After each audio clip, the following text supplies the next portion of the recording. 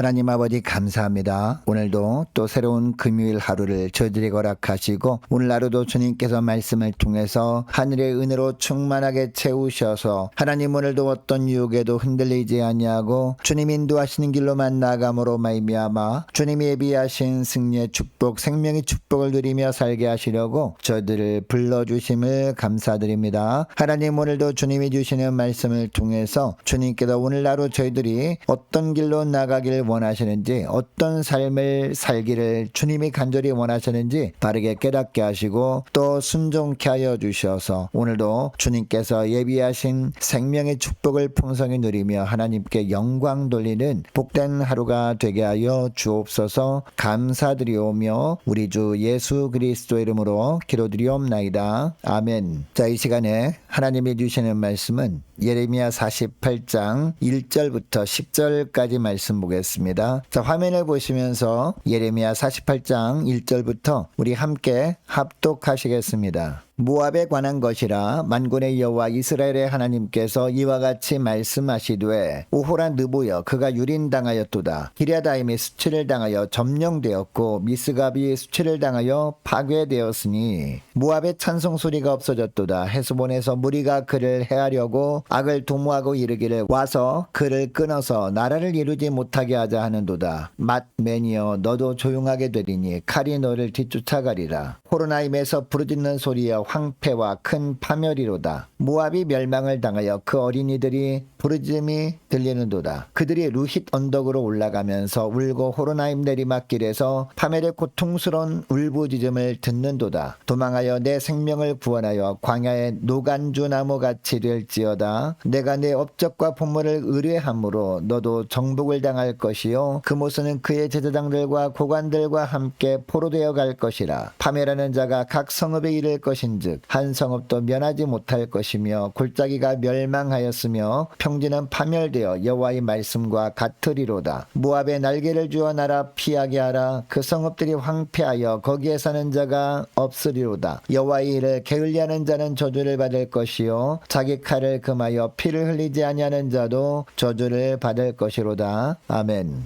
여러분, 마태복음 4장에 보면 예수님이 공생애를 시작하실 때 마귀가 찾아와서 유혹하는 장면이 나옵니다. 광야에서 40일 동안 예수님께서 금식 기도를 하신 후에 마귀가 찾아와서 세 가지로 유혹합니다. 첫째는 먹을 것을 가지고 유혹합니다. 둘째는 명성을 가지고 유혹합니다. 사람들에게 유명해지는 것을 가지고 유혹한 겁니다. 셋째는 세상의 권세를 가지고 유혹합니다. 이 세 가지 유혹이 찾아올 때 주님은 다 말씀으로 물리치십니다. 여러분, 마태복음 4장에 이것이 기록되게 하신 이유가 뭘까요? 우리가 이 땅에 사는 동안 우리가 하나님의 영광만을 위해 살지 못하도록 가장 유혹하는 것이 이 세 가지라는 것을 보여주시는 겁니다. 그리고 이 유혹이 찾아올 때마다 이 유혹에서 벗어날 수 있는 다른 방법이 없고 오직 말씀으로만 물리칠 수 있음을 예수님께서 본을 보여주신 겁니다. 자, 오늘 본문은요, 하나님께서 모압을 심판하신다는 내용입니다. 여러분, 모압이 어떤 나라입니까? 롯의 후손들입니다. 요단 동편의 이스라엘 땅과 인접한 지역에 있는 국가였습니다. 그렇다면 아브라함의 후손인 이스라엘에게서 영적인 영향을 받고 하나님을 섬기는 것을 배울 수도 있는 환경이었습니다. 역사 가운데 이스라엘이 치르는 수많은 전쟁에서 하나님의 도우심으로 이스라엘을 이기는 것을 옆에서 그동안 쭉 지켜보아 왔습니다. 여러분, 그리고 사사시대 말기에 베들레헴에 기근이 들었습니다. 이때 기근이 든 베들레헴을 떠나서 모압으로 가서 거주했던 나오미 가정 이야기가 룻기에 나옵니다. 여러분, 어떻게 보면 하나님을 섬기는 나오미의 가정이 모압 땅에 가서 살면서 어느 정도 영적인 영향을 끼치기는 했을 겁니다. 그렇다면 극소수의 사람들이라 할지라도 영향을 받고 자기들도 하나님을 섬기고자 하는 모습이 있어야 할 것 같습니다. 그런데 모압은 그렇게 하지 않았습니다. 이스라엘 가운데 역사하신 하나님 대신에 자기들의 손으로 만든 우상을 섬겼습니다. 모압이 숭배하던 대표적인 우상이 바로 그모스였습니다. 1절부터 보면요, 모압의 대표적인 도시들의 이름이 나옵니다. 1절 중반절부터 보면 오호라, 느보여, 그가 유린당하였도다라고 합니다. 여러분, 느보는 모세가 광야 40년 세월을 끝내고 모압 평지에 도착하여 가나안 땅을 바라보던 느보산 가까이 있던 도시였습니다.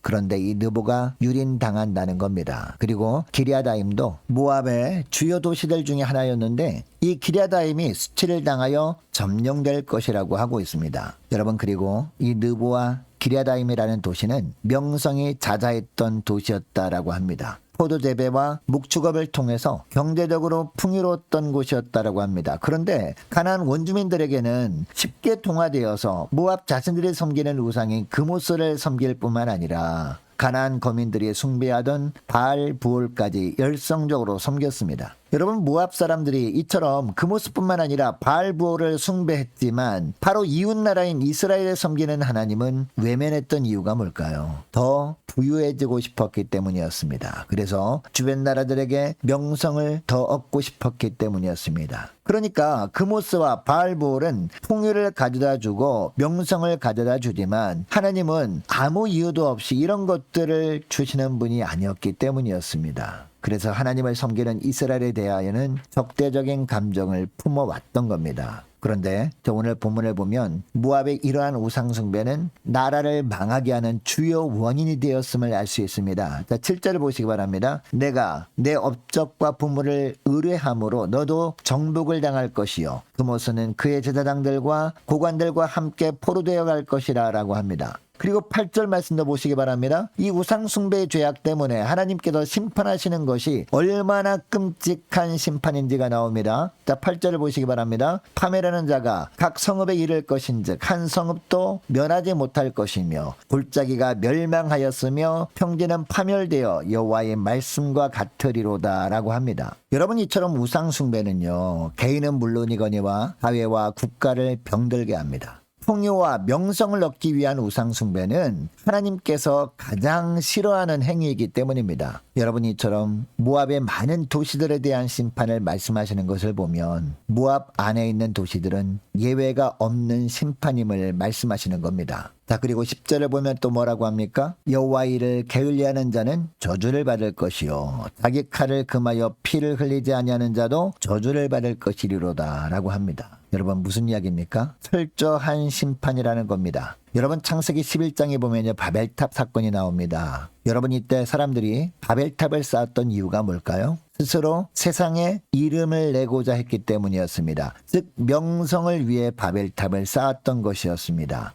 여러분, 이처럼 자기 이름을 내는 명성을 위해서 쌓은 바벨탑을 하나님은 어떻게 하십니까? 다 허물어 버리십니다. 그런데 이 창세기 11장 바로 다음 장인 창세기 12장에 보면 바벨탑을 쌓았던 사람들이 추구했던 번영과 명성의 땅인 갈대아 우르를 떠난 아브라함 이야기가 나오거든요. 이 아브라함이 이 땅에 수많은 사람들이 추구하는 번영과 명성을 뒤로하고 그것을 추구하는 땅을 떠난 아브라함에게 하나님은 놀라운 축복을 하십니다. 창세기 12장 2절을 보니까 어떤 축복을 하십니까? 내가 너로 큰 민족을 이루겠다라고 합니다. 그리고 내게 복을 주어 내 이름을 창대하게 하겠다라고 합니다. 심지어는 어떤 축복의 말씀도 하십니까? 너는 복이 될지라 라는 축복을 하십니다. 여러분, 그러니까 모압을 심판하시는 말씀을 통해 주님께서 우리에게 어떤 말씀을 하시는 것일까요? 이 땅의 풍요와 명성은 심판의 날에 다 무너질 것들이라는 겁니다. 그러니 무너질 것들을 신뢰하지 말고 세상이 다 무너져도 결코 변함없는 주님의 말씀만을 붙들고 살라는 겁니다. 여러분, 이것을 기억하시고 세상의 부요함과 명성으로 유혹하는 사단 마귀의 유혹에 넘어가지 않도록 더욱더